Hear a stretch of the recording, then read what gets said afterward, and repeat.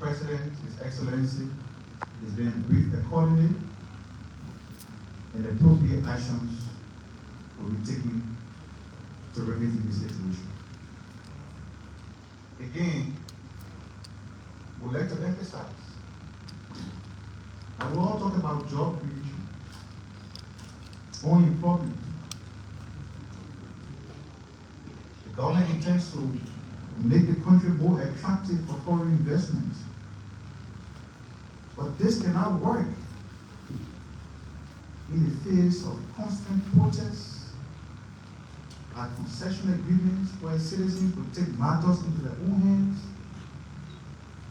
start the operation of the concession companies. I do not believe this is the proper way to proceed. We want our country to be attractive.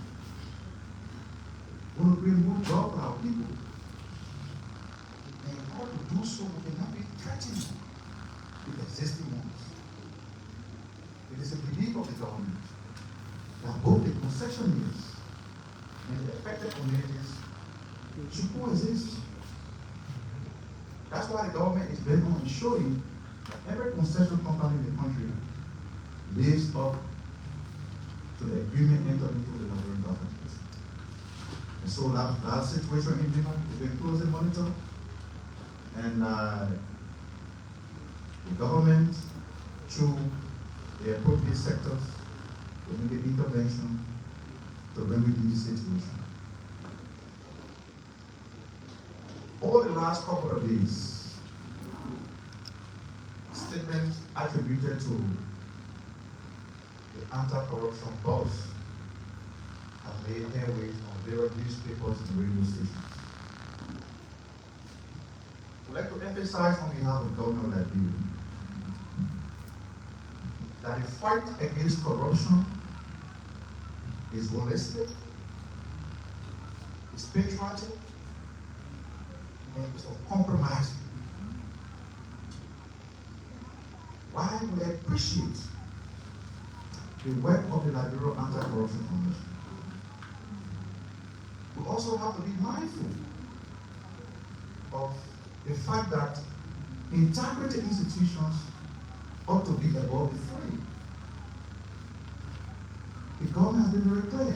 The president has mandated every official at cabinet level to ensure that every appointed officials gets in compliance with asset declaration.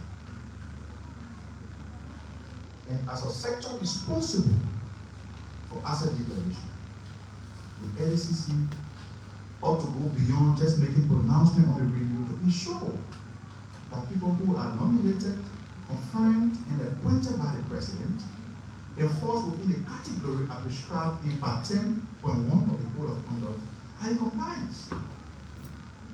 We do not believe that if the LCC sees that there's a low turnout in terms of compliance, the first place to go is on a radio station to make statement attempt to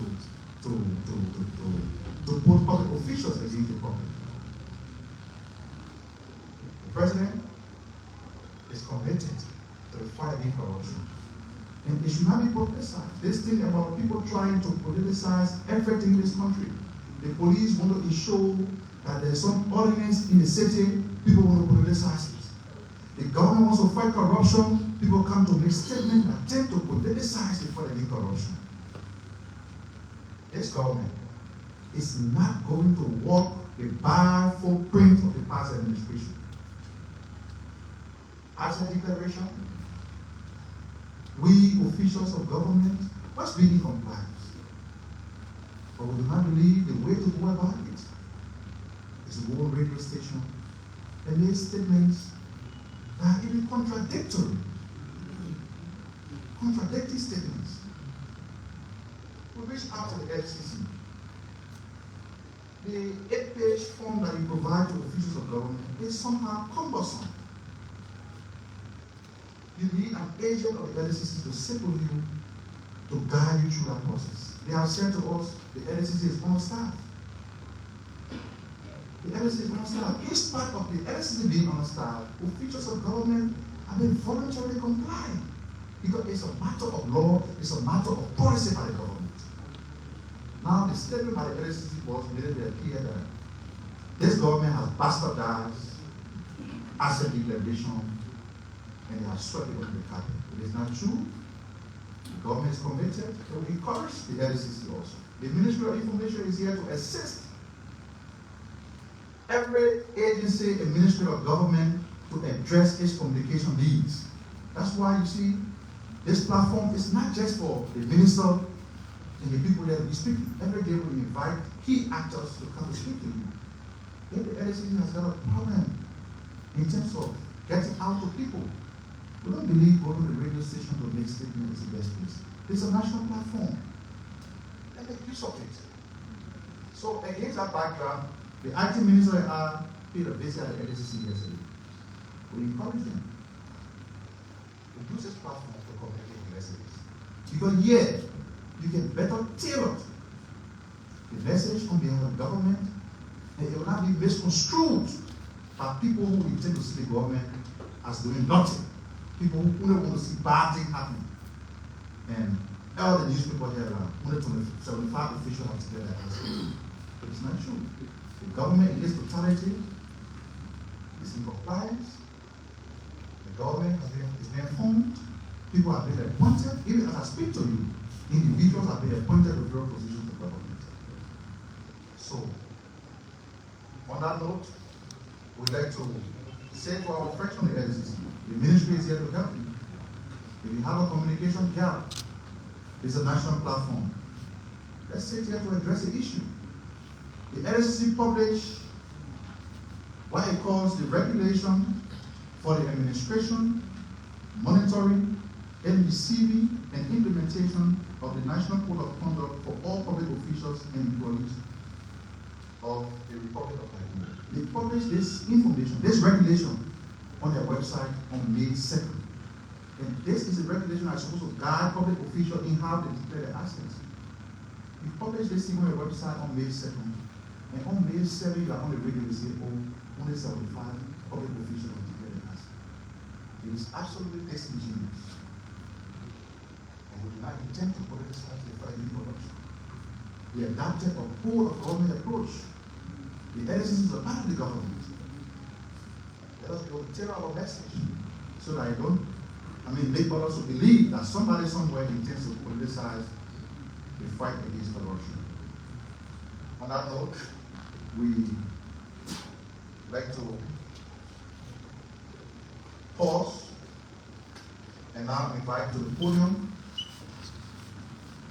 the Commissioner General of the Liberia Immigration Services.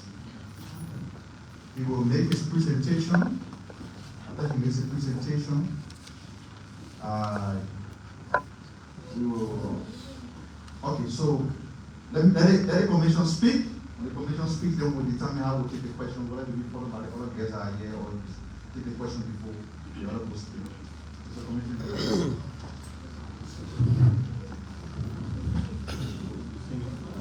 Commissioner of the Liberia Immigration Service.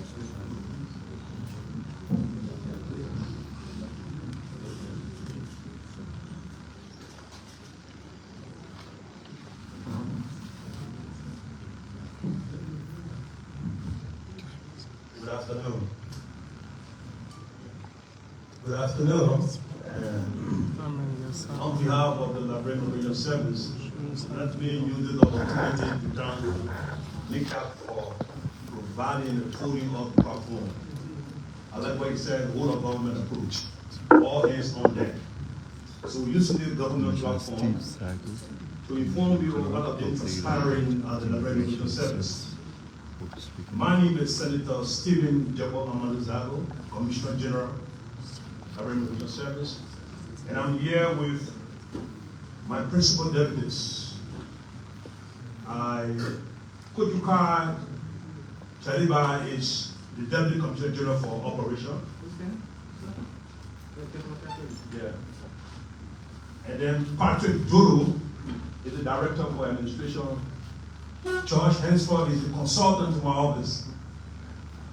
And so they accompany us here to be able to articulate to you what we've been doing for the past. There should have been more.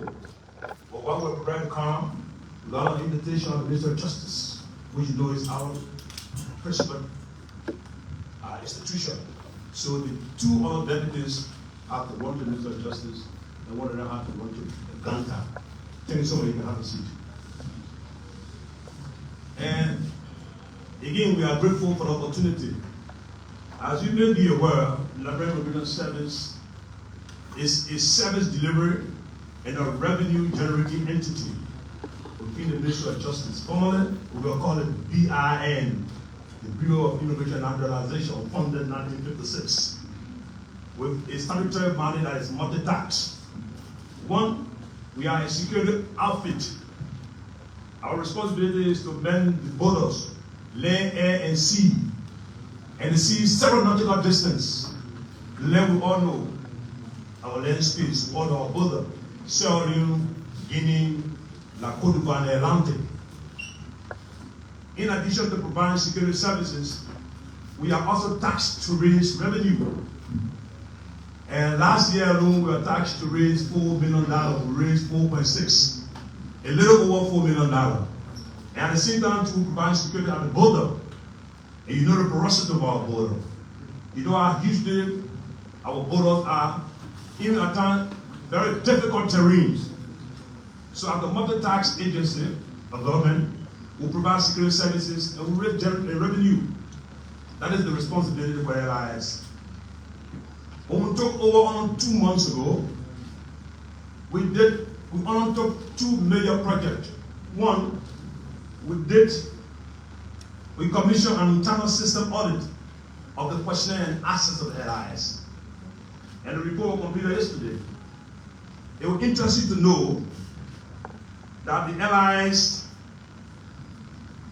we began the tax with 2,000. We began the tax of running the LIS with 2,388 personnel, men and women. And of this amount,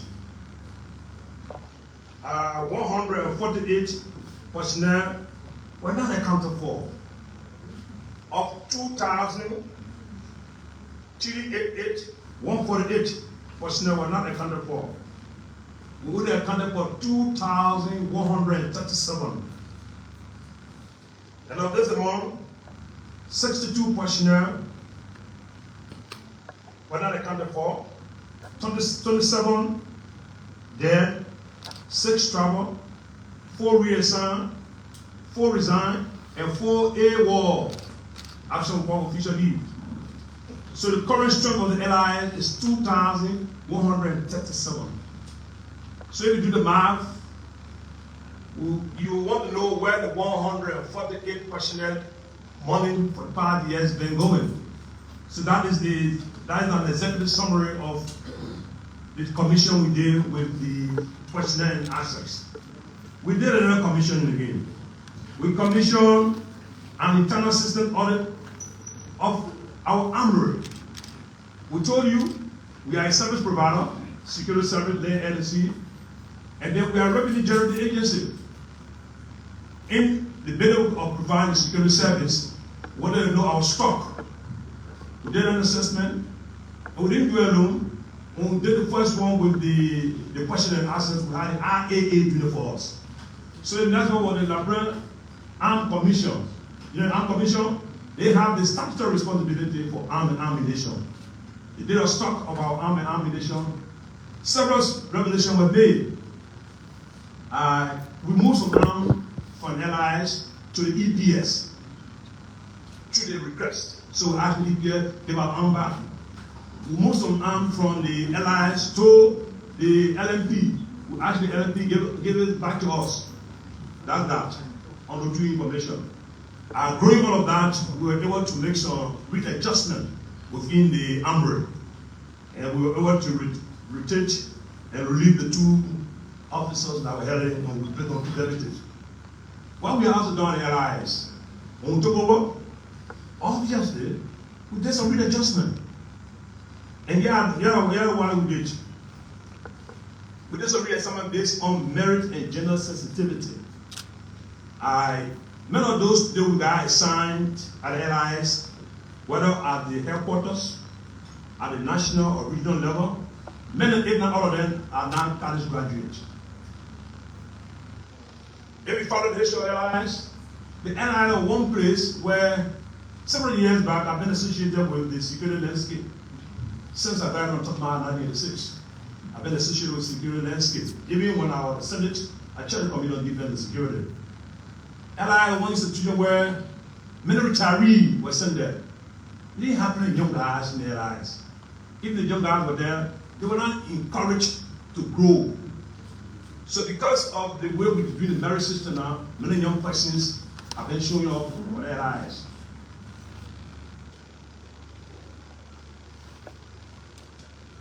There was an exam conducted 2 years ago by the UNDP. And that exam was to highlight qualified personnel with the LIS.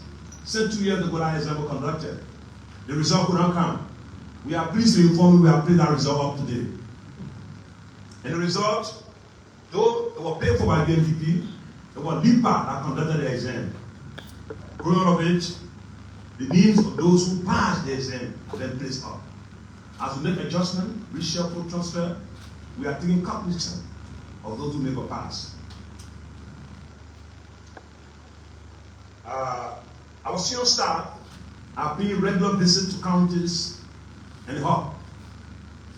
As I speak to you, the Deputy Commissioner for Naturalization is now in Nima. The West African Police Information System, WAPIS, is conducting a regional assessment and training at our real borders.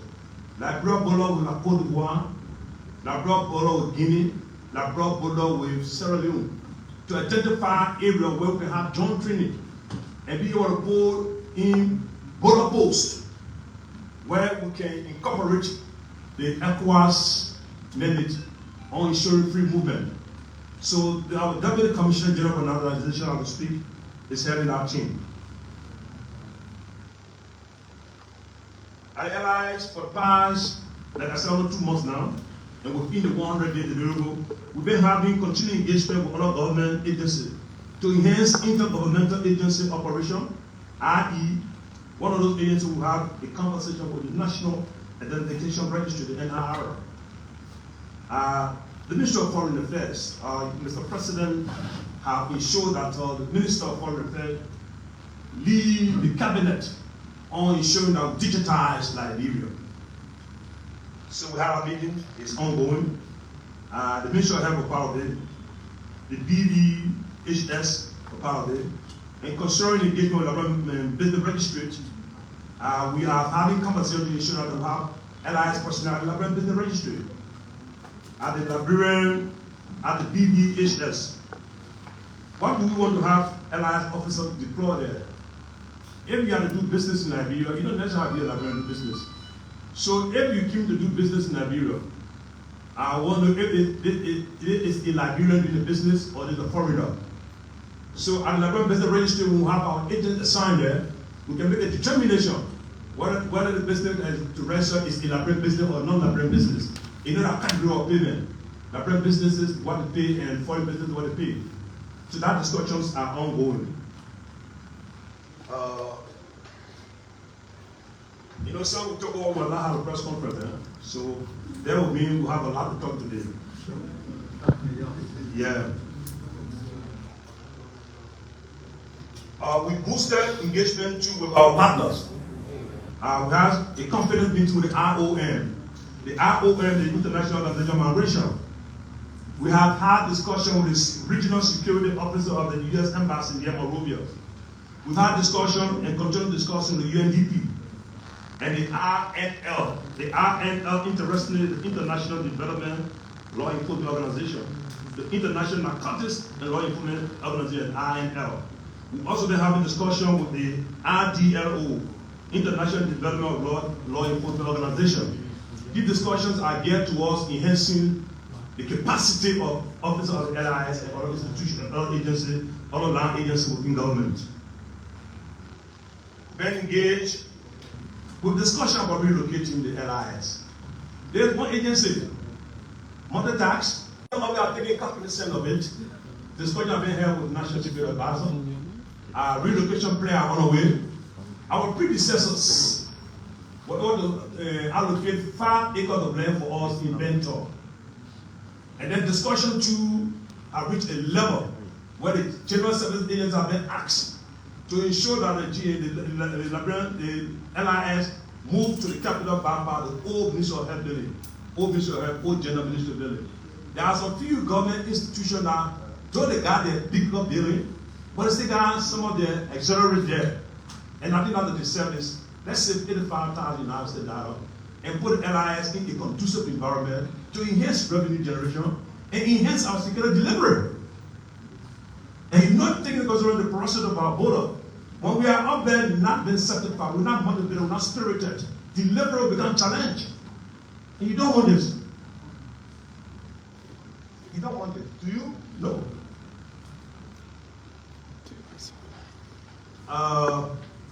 We've had engagement with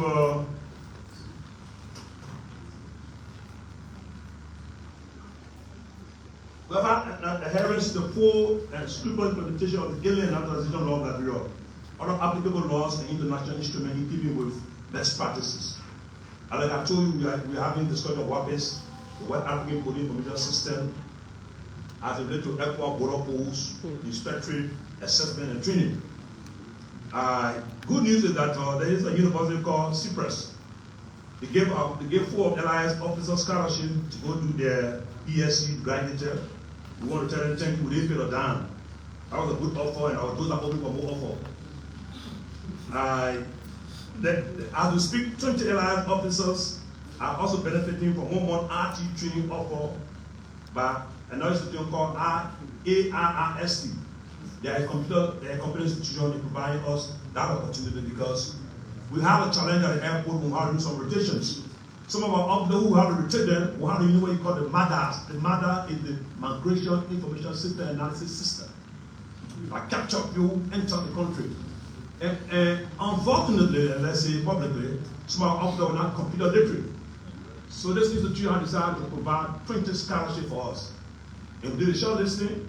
And many of those who shortlisted were those who passed the UNDP test conducted by LIPA. That's our administration. Yeah. So that training is ongoing. So we'll see, it gets it nowhere.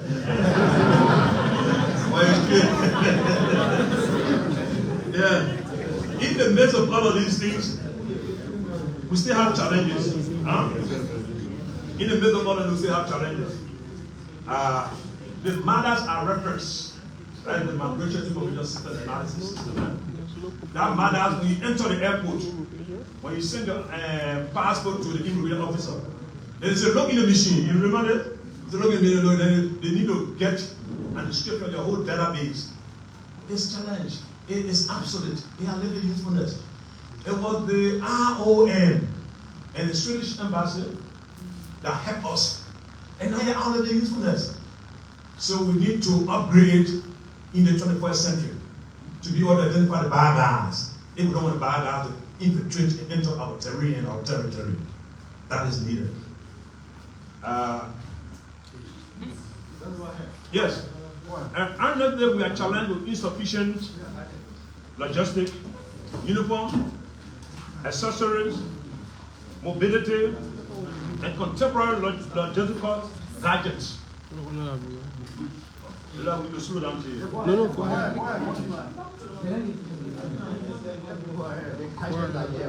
Yeah.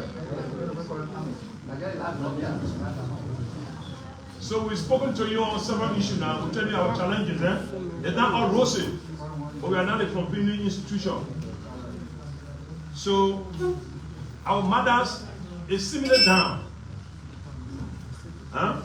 Our mother is similar down. And then we are appealing to our international partners in the American Union, the Chinese, the Swedish, to help us upgrade our matters.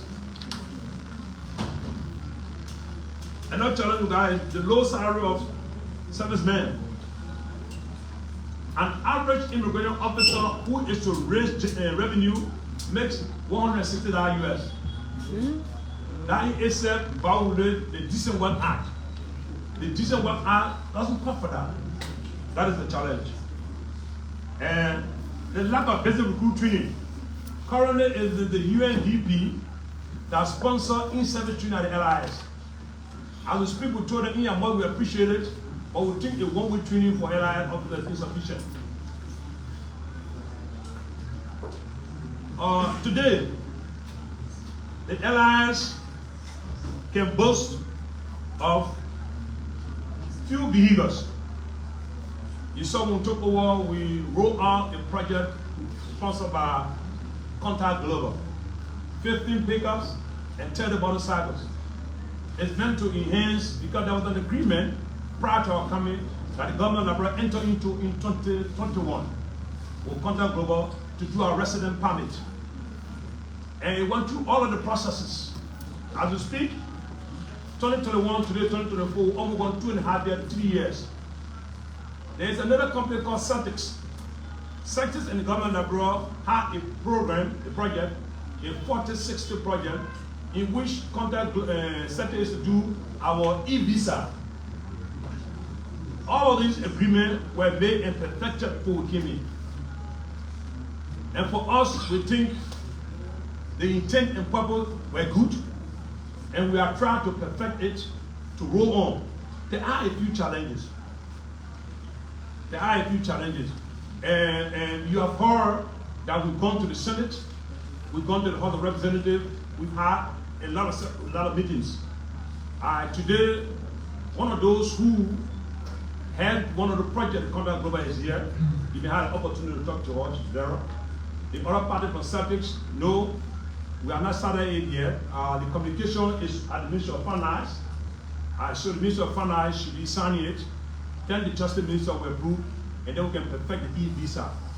Consistent with the President arrest and mandate to ensure that we digitize many of our work at the LIS.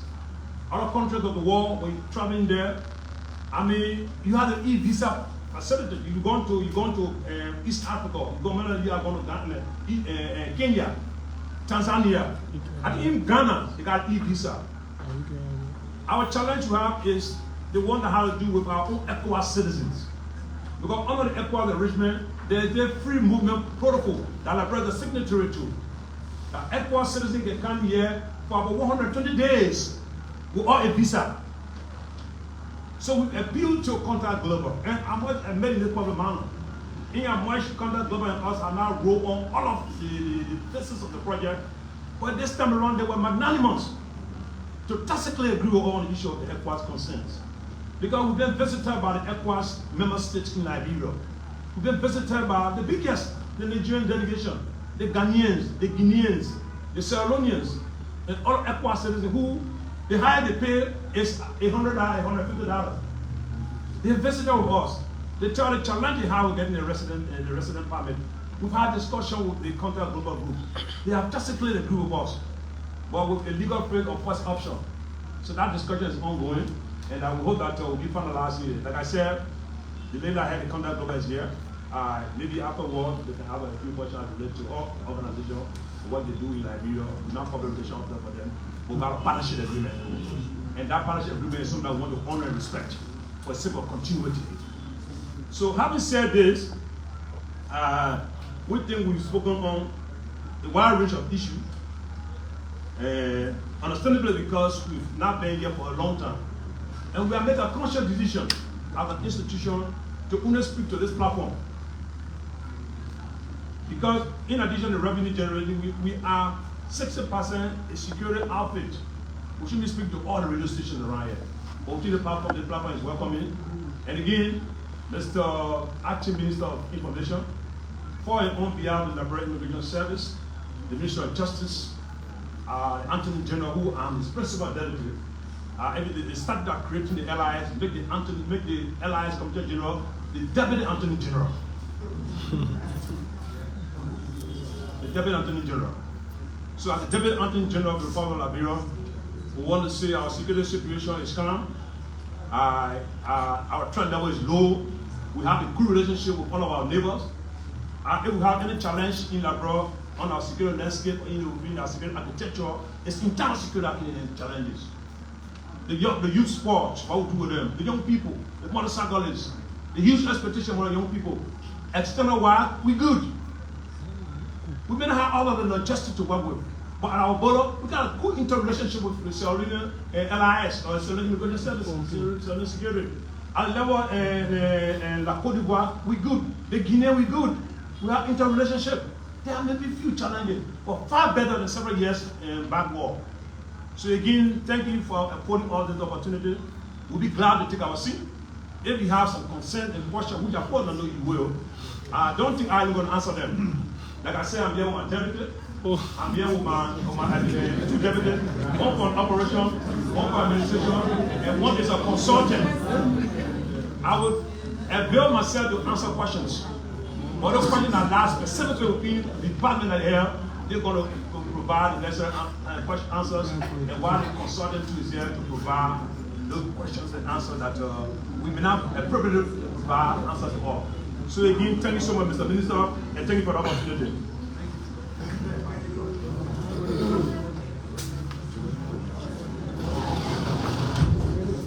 So we'll keep one of the questions and take the next speaker. Just begin to put your questions together. We'll take the next speaker. Very briefly, this is Patricia James Hammer, the CEO of Determined Angels Culture and Tourism International. Like I said, she'll be speaking to you on some of the impactful programs for organizations currently in Liberia.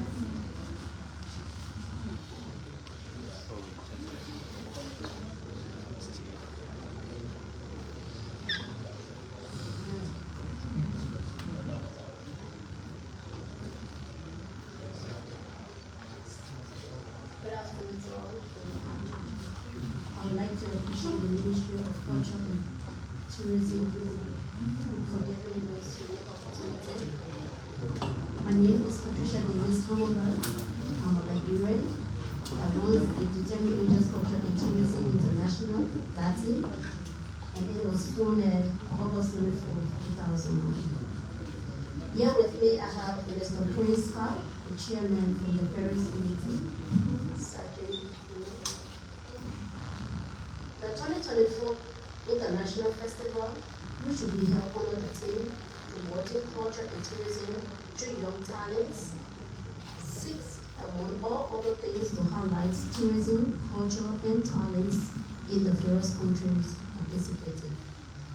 The event will bring together over 300 participants from children aged 4 to 20 years or above, and over 60 countries in Europe, Africa, America, and Asia. I am the licensed national director of the World Championship of Performing Arts, WOCOPA, and the boarding director of Paradise based in Taiwan in USA.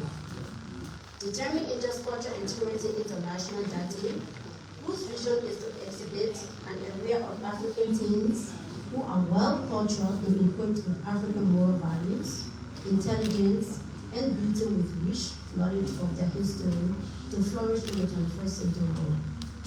Our mission is to cause a mind shift in the African youth, primarily teens, for the engagement of social vices for survival, and equipped with African moral values, intelligence, and beauty with rich knowledge of their history and to flourish in the 21st century.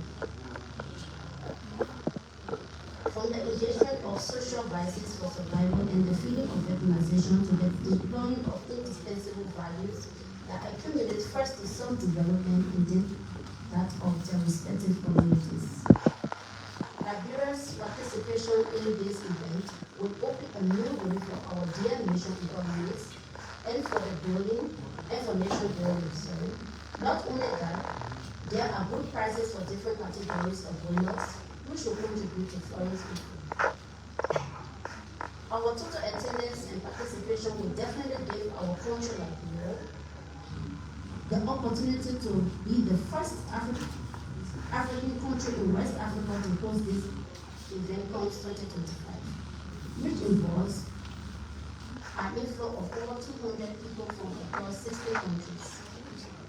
The intent of this project is to highlight the importance of boosting tourism and culture through symbolizing beauty within competitors. That it provides a worldwide exposure for the host country tourism opportunities and give back to the community by marketing our nation as a preferred domestic, worldwide and safe destination. That it influence the position change through the international platforms and believe